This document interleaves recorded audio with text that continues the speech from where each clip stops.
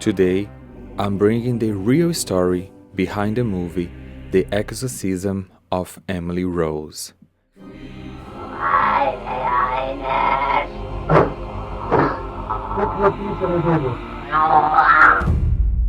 The story of Anneliese Michel. Anna Elizabeth Michel, better known as Anneliese, was born on September 21st, 1952 in Germany and had three older sisters. Her parents are Anna and Joseph Michel. They were very religious, and because of that, Anneliese was educated in a profoundly Catholic doctrine. Her father had even considered priest training, and three of her aunts were nuns. 4 years before Anneliese was born, her mother gave birth to a daughter out of her relationship, named Martha. As a result, her mother suffered a lot of shame and was forced to wear a black veil on her wedding day. At age 8, Martha was diagnosed with a tumor in one of her kidneys. Unfortunately, the surgery had complications and she passed away. The family's religious indoctrination was so strong that this tragedy I will talk about today was understood as payment for Anna's sin. Anneliese also ended up developing a feeling of pain for the sins of those around her. As a teenager, she slept on stone floors, naked, to pay for the sins of drug addicts in the area. In 1968, when she was 16 years old, she suffered a severe seizure, and after medical consultations, she was diagnosed with epilepsy. It didn't take long after that for her to start hallucinating, especially while praying. She had a second seizure in 1969 and a third in 1970. It was only on that occasion that anticonvulsants were prescribed. At the age of 20, in 1973, she began to show depressive behaviors, talking to some close people about topics involving suicide. Furthermore, it was at this age that she spoke to family and friends that she saw demons in people's faces and that she also heard voices inside her head. You are doomed to death. You will rot in hell. Your life is over. Her behavior started to get weirder and weirder. What will be explained from now on are not things that she did daily. Anneliese had a normal life, but strange things happened in sporadic moments that started in 1973 and became more present over the years. She tore her clothes, sometimes walked naked around the house, she peed and pooped anywhere, ate sand, flies, spiders, dead birds, and even licked her own urine when she was thirsty. In 1974, Anneliese was admitted to a psychiatric hospital, but the treatments did not reverse any of her behaviors. She became frustrated by the medical intervention, and her behavior worsened. On a pilgrimage in which Anneliese participated, accompanied by a lady, a friend of the family, she behaved in a very strange way, and this caught the attention of this person who later spoke to her parents. She said Anneliese avoided by all ways getting close to any crucifix. She did not enter any of the holy places, saying that she couldn't. At the moment of the sacred fountain, where they were supposed to drink the holy water, she once again refused to participate.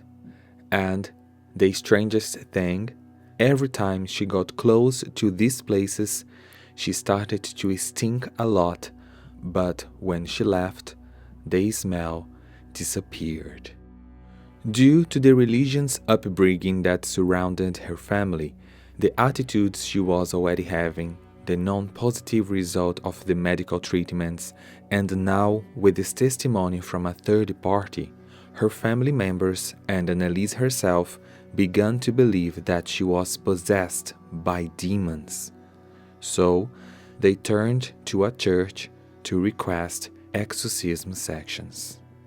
A father called Ernest Out gave his opinion about the case and said that it seemed to be a spiritual thing, but he needed to talk to some people and would get in touch soon.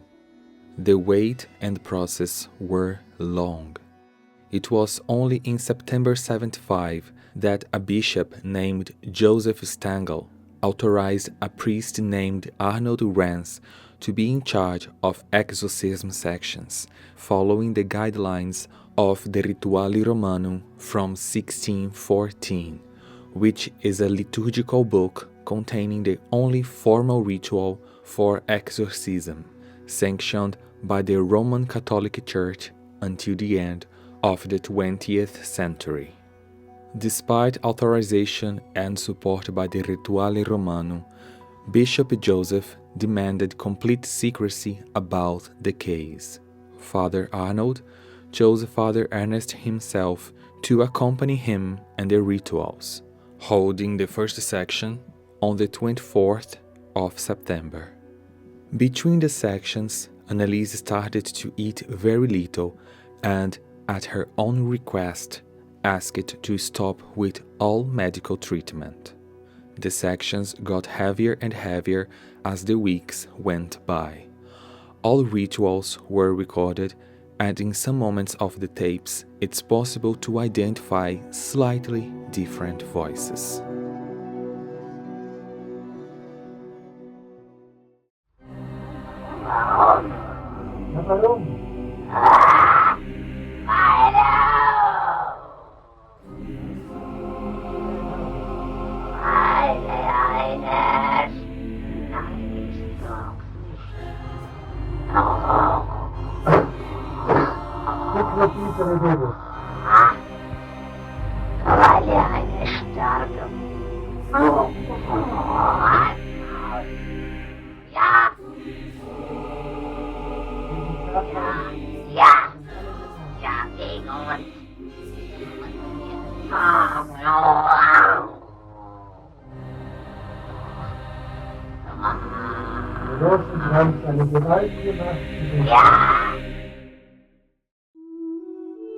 In a period of 10 months between 1975 and 1976, Anneliese underwent a total of 67 exorcism sections, being held once or twice a week, lasting up to 4 hours each.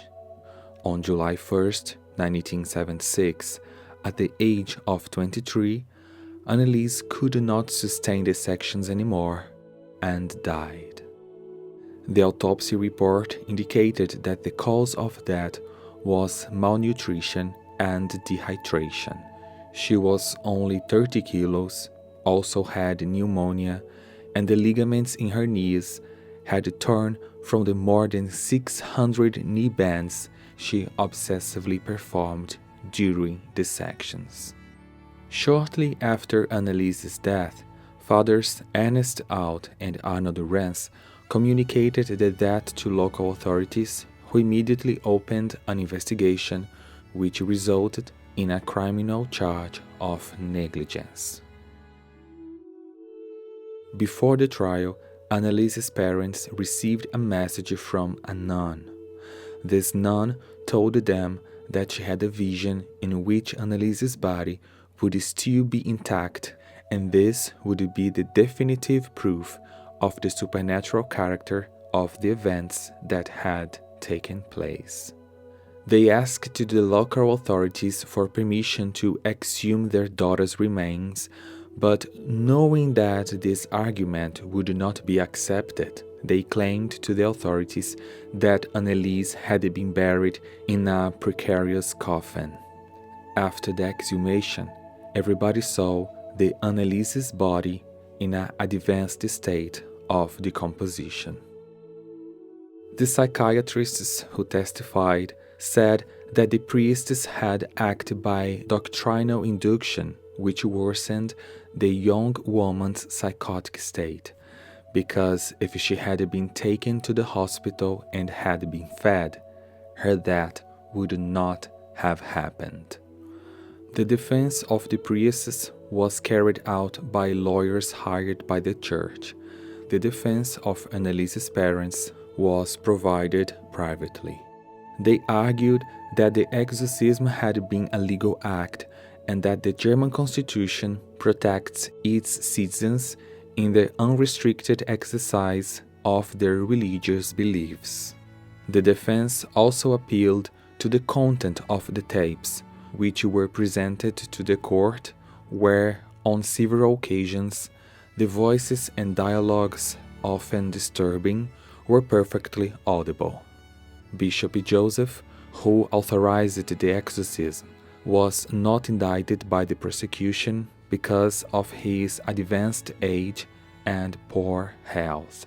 He died of natural causes 3 years later, in 1979. Anneliese's parents and the 2 priests were found guilty of negligence. Fathers Ernest and Arnold received a 3-year sentence with parole on bail, but the parents, Anna and Joseph, even guilty, were not arrested, as justice understood that the loss of their daughter would be the penance for which they would pay for the rest of their lives.